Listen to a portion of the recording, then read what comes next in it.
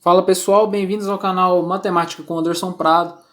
A partir de hoje, todas as quintas, vai sair vídeo novo no canal com questões do Enem resolvidas, dos últimos Enems. Principalmente eu vou começar com o tópico de 2015 até 2019, que são os Enems mais atuais. E espero que isso ajude bastante quem estiver vendo, porque o Enem agora no final do ano, a gente está em processo de quarentena, muitas vezes a gente não tem oportunidade de estudar e tirar dúvida com o professor. Então eu espero que isso ajude vocês. Se vocês gostarem, dê aquele like, comentem e dê sugestões e compartilhe com seus amigos também, isso ajuda bastante o canal. Então, bora lá.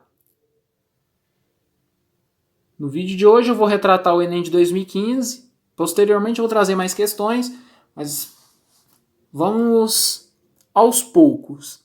Bom, essa questão é a 164, o caderno rosa do Enem de 2015. Ela diz o seguinte: é um problema fácil, que muitas vezes a gente, por causa do peguinha que tem nesse problema, a gente erra por bobeira. Então vamos lá.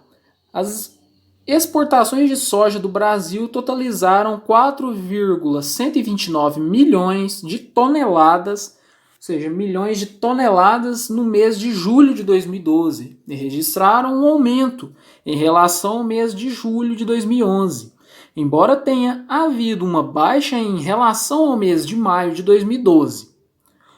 Bom, vamos para a pergunta. A quantidade em quilogramas de soja exportada pelo Brasil no mês de julho de 2012 foi... Pessoal, a propósito, eu quero sempre salientar isso para vocês que fazem as provas. Quando tiver questão de matemática, procurem ler primeiro a pergunta, porque isso vai facilitar e vai diminuir bastante o tempo gasto para resolver a questão. Se a gente analisar a pergunta, ele quer saber a quantidade em quilogramas de soja exportada pelo Brasil no mês de julho de 2012. Aí a gente vai no texto e acha esse valor.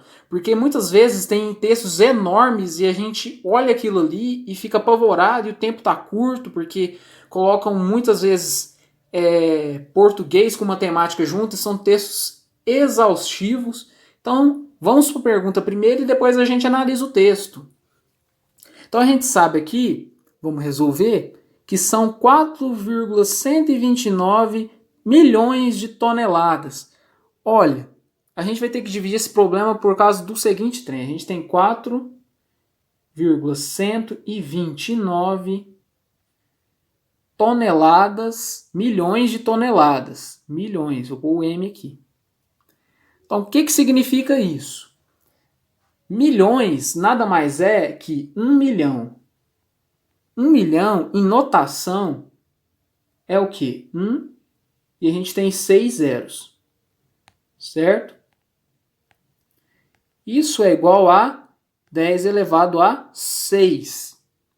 E tonelada? Tonelada são 1.000 quilos. 1.000 quilogramas. Isso é o quê? 10 ao cubo. Bom, sabendo isso, o que a gente vai fazer?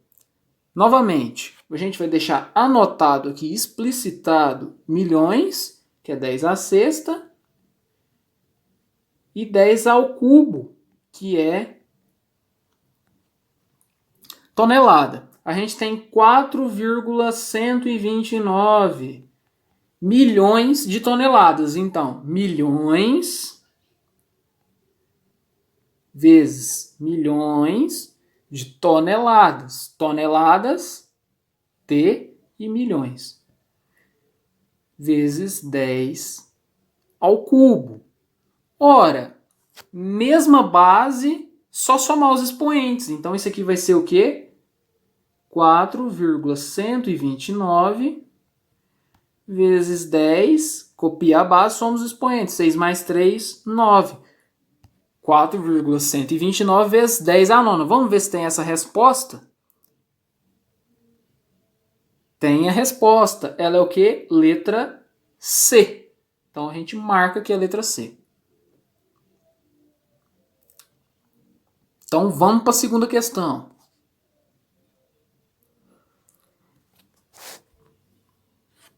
Vamos analisar novamente a pergunta. Com a instalação da nova antena, a medida da área de cobertura em quilômetros quadrados foi ampliada em... Tá. Então vou querer área. E se a gente bater o olho aqui na figura, a gente sabe que é uma circunferência. Então qual que é a área de uma circunferência?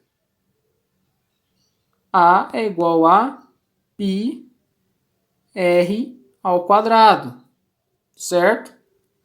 Só para lembrar. Então vamos lá, esse a gente vai ter que ler. Uma empresa de telefonia celular possui duas antenas que serão substituídas por uma nova. Ou seja, tem duas antenas, beleza.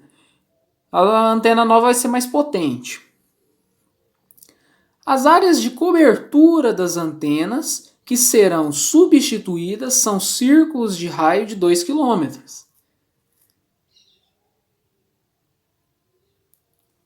Ou seja, a gente tem que cada área desses círculos menores, cada raio desses círculos menores é o quê? 2 km. Então quer dizer que o diâmetro vai ser 4.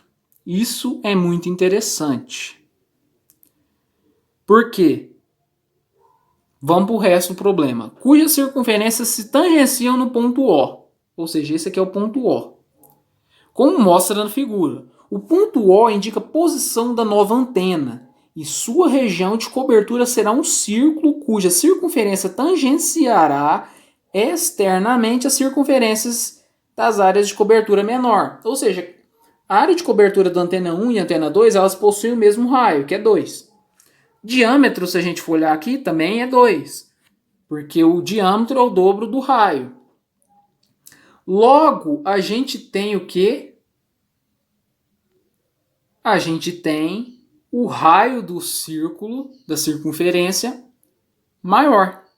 Isso é o quê? 4 km. Bom, então a gente só de ler esse problema a gente já sabe os raios de todos. Bom, então vamos para o problema. Ele quer saber, com a instalação da nova antena, a medida da área da cobertura em quilômetros quadrados, quanto que ela foi ampliada. A gente tem que lembrar de uma coisa. A gente já tem a área dessas duas circunferências menores. A circunferência maior ela está cobrindo aqui dentro, só que a gente vai ter que subtrair o valor dessas duas menores, porque ela já está embutida ali dentro, certo? Mas vamos passo a passo. Bom, a área de cada círculo pequeno, então eu vou pôr o CP, círculo pequeno. A área, vou pôr o A aqui também para facilitar. A área do círculo pequeno, ela é o quê? πr ao quadrado. Π. O raio dos círculos menores é quanto? É 2. Então, 2 ao quadrado. Isso é igual a 4π. Só que cada círculo é isso. Então, a gente multiplica por 2. Então, a gente vai ter aqui 8π. Como a área das duas circunferências, das duas antenas. Beleza. A gente achou, vou apagar aqui e a gente anota. 8π, beleza? Então, a gente já achou a área dessas duas circunferências. Ainda falta achar a da maior. Ora, a gente acabou de ver que o raio dela é 4. Portanto, novamente, só que agora a gente vai substituir como a área do círculo maior. O que é isso? πr ao quadrado novamente. Então, π. O raio é quanto? É 4 ao quadrado. Então, 16. Isso é 16π. Beleza. Aí você pensa, é só somar e pronto. Não. Você está muito enganado. Novamente, a gente vai ter que pegar, a gente já achou a área desses dois, que é 8π, e sabe a área do maior. A gente quer saber quanto de área aumentou. Ou seja, a gente tinha 8π, foi para 16π de área. Então o que a gente vai ter que fazer? Simplesmente subtrair. Exercício muito simples. Então a gente vai ter 16π menos 8π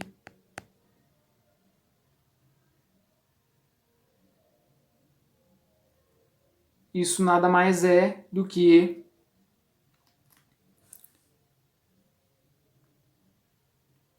8π. Tranquilo. Bora para o exercício 2. Nesse aqui a gente teve que só lembrar a área de uma circunferência. Exercício 160.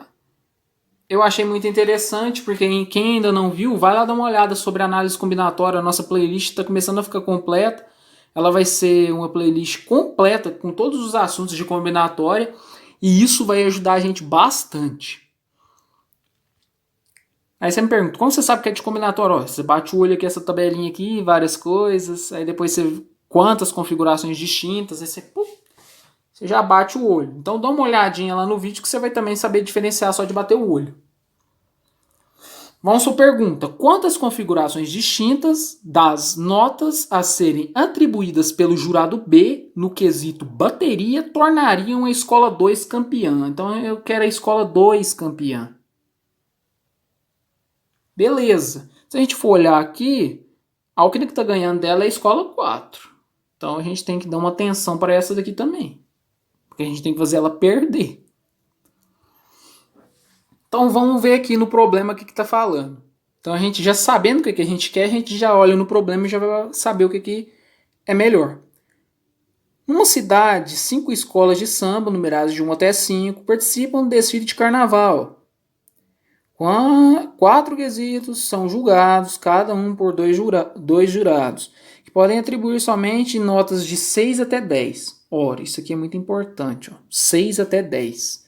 A campeã será a escola que obtiver maior pontuação na soma de todas as notas emitidas. Em caso de empate, a campeã será, vamos analisar a restrição, será nada mais, nada menos que a maior soma das notas atribuídas por jurados no quesito enredo e harmonia.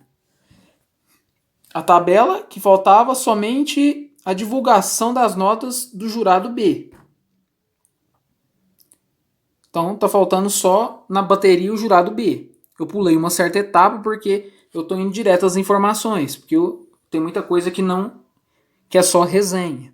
Só faz a gente perder tempo na prova. E o intuito é a gente não perder tempo, porque tem questões muito mais difíceis. E se a gente ver isso daqui, vai ser muito fácil. O que é? Bom, a gente acabou de analisar que o quesito é enredo e harmonia. Então já vamos direto para o empate. A gente já viu que a escola aqui que está ganhando é a escola 4. Enredo e harmonia. Se a gente analisar, se empatar, então a escola 2 ganha, porque ela 10 mais 10 é 20, e essa daqui é 19. Beleza. Então o empate já não é minha restrição no momento. E a gente sabe que é de 6 até 10. Então aqui, se a gente somar total em todas essas escolas que estão atrás dessas duas, na primeira vai dar 65, na terceira 60 e na última 64. Ou seja, independente do resultado, essas escolas já perderam. Então, na última só dá para ganhar essas duas. Então aí que tá. Se a gente observar, a diferença está de 2 pontos. Então se a diferença está de 2 pontos, a gente vai ter que simplesmente analisar casos. Então bora pro problema. Ele quer configurações distintas. Se ele quer configuração distinta, você vai logo lembrar de PFC, que é o primeiro vídeo do canal. Princípio fundamental da contagem. É muito confundido também com o arranjo, mas aqui não vai ser necessário, porque não tem nenhuma restrição. A restrição que tinha a gente já excluiu, que é o empate entre as duas escolas. Então beleza, vamos separar em casos. Vou colocar aqui o primeiro caso, o segundo caso e o terceiro caso. A gente vai analisar por causa de uma coisa. A gente vai pegar o primeiro caso, que é o seguinte. A gente vai ter 5 espaços. E bom, o primeiro espaço é a escola 1. Qualquer nota que a gente colocar para ela, a gente viu que ela não vai passar a escola 2. Então, são 5 resultados. 6, 7, 8, 9, 10. Então, a gente tem 5 possibilidades. Beleza? Nessa daqui, vamos colocar... Se ela tirar 10. Se ela tirar 10, quanto que a escola 4 tem que tirar para ter um empate? Porque o máximo que vai dar é um empate aí. Então vamos supor que ela tire 10. Ela vai para 76. Para a escola 4 ficar com 76, empatar e ganhar, quantos pontos que ela vai ter que tirar? 8 pontos. Portanto, aqui a gente vai ter uma possibilidade se a gente pegar e restringir o 10 como fator importante aqui. Então, automaticamente, quantos resultados que a gente vai poder colocar aqui? Que é o 8. Aqui, ela não vai ganhar e nem aqui também ela vai ganhar. Então, a gente pode colocar 5. Porque se a gente somar o resultado 10 nelas, não vai restringir. Qualquer valor ela vai continuar perdendo. Pelo princípio multiplicativo, se a gente fazer a multiplicação desses fatores, a gente vai ter o quê? 125. Beleza? Primeiro caso, quando for 10. Agora vamos para o outro caso. Primeiro caso, então, a gente tem 125. O segundo caso vai ser o quê? 5 espaços novamente. E o que a gente vai ter que fazer aqui? Bom, novamente, a escola 1, 3 e 5 não importa, então 5 nelas. A ordem delas não importa, por isso não é arranjo. Logo, a gente vai ter de novo a escola 2 e a 4, porque só elas podem ser campeãs. Vamos supor aqui que eu pego os 3 resultados que podem ser considerados. O 10, 9 e 7. Vamos supor, se eu pego 7, quanto que é a outra escola? Não, 10, 9 e 8. Pessoal, 10, 9 e 8. Por quê? Porque se a gente tira 8 aqui, a possibilidade dessa escola aqui empatar, ela só pode tirar no mínimo, no máximo, quer dizer, 6. Porque vamos supor, se ela tira 6 e a gente for acrescentar do valor que ela tem, que é 68, ela vai chegar a 72. E se a gente for lá 72, 74.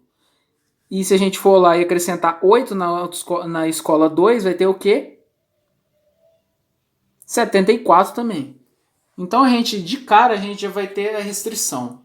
Vai poder ser no máximo 8 a nota da escola 2 para ela ter possibilidade de ganhar. Então a gente vai lá para o segundo caso de novo. Então a gente vai ter o segundo caso. Aqui vai ser 5, aqui vai ser 5 e aqui vai ser 5. A restrição é só essas duas. Vamos supor que seja o conjunto 10, 9 e 8, que é o máximo. Porque se ela tira 7, o que vai acontecer? A outra escola vai ter que tirar no mínimo 5 para empatar. Só que essa pontuação não existe, porque o conjunto é de 6 até 10. Então, se ela tirar 6, ela ganha. Então, a gente vai analisar só esses 3 casos. Logo, a gente, usando esses 3 casos, a gente tem o quê? 3 aqui, ou seja, 10, 9 e 8. Aqui pode ser. Aqui, qual caso que vai poder ser?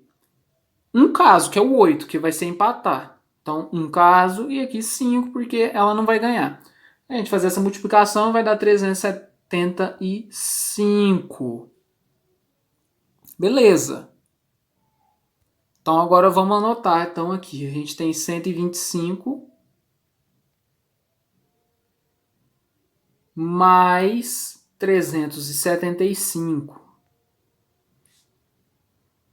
Por que mais? A gente vai usar aqui princípio aditivo, porque a gente está somando os conjuntos que podem ser, que a gente pode compor para ele ser campeão, para a escola 2 ser campeã.